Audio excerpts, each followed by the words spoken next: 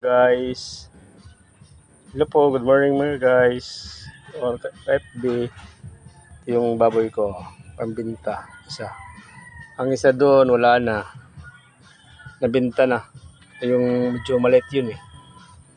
Bali, umabot ng 71 kilos. Yung maliit.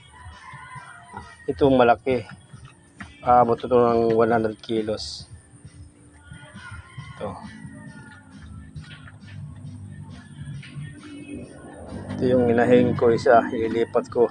Gagawa ko ng kulungan. Bato na yung kulungan niya. Saka may bakal.